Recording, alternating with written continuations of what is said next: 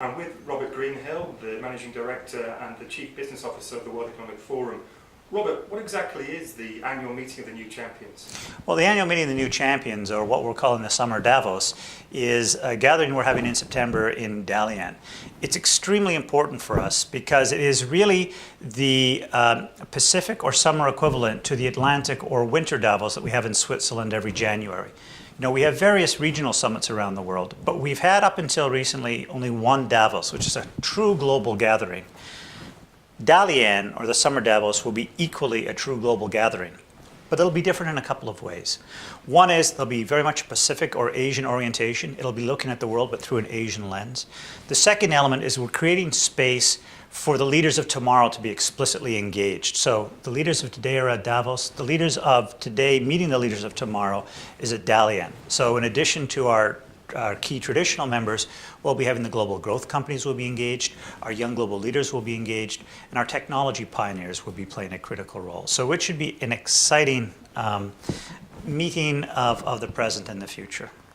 Can you give me just a few words on each of those communities, starting with the community of global growth companies? Sure. The global growth companies are those companies that we see as being global leaders of tomorrow.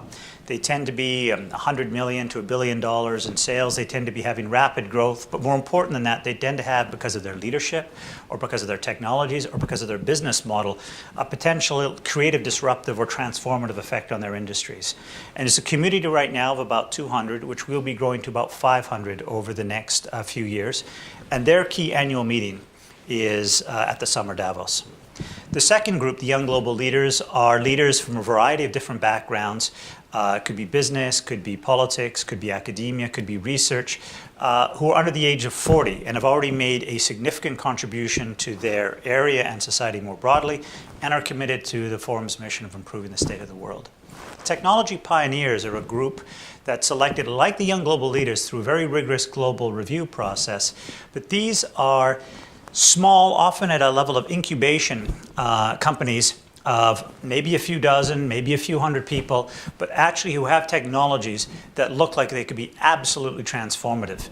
An earlier version of the technology pioneers, in fact, identified organizations such as Google well before they became known at the global level. And what we're trying to do there is to identify who these exciting pioneers are and to give them the opportunity to share their perspective and ideas with the global community. That's what we'll be doing at the Summer Davos.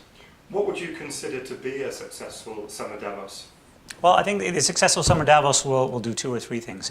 One is it'll give us an opportunity to understand across different industries and across different groups, what's the state of the world today? How are we looking as we start to move out of this recession? But even more importantly, it should give us a sense of the future. It should give us a sense of what are the exciting new business models, what are the exciting new organizations, who are the exciting new leaders who are actually going to bring us forward over the next 5, 10, or 15 years. And of course we will be still, unfortunately, in a time of economic crisis, and that's obviously the theme of the meeting, dealing with that. How will that be tackled in the meeting? Well, we'll be tackling with it by having a series of business groupings by different industry clusters, looking at the issues of the crisis and the aftermath as it affects different industries. And we'll be doing that in a multi-stakeholder way, with businesses involved, but also the public sector involved, NGOs, and academics, to truly get a sense as to what's happening going forward.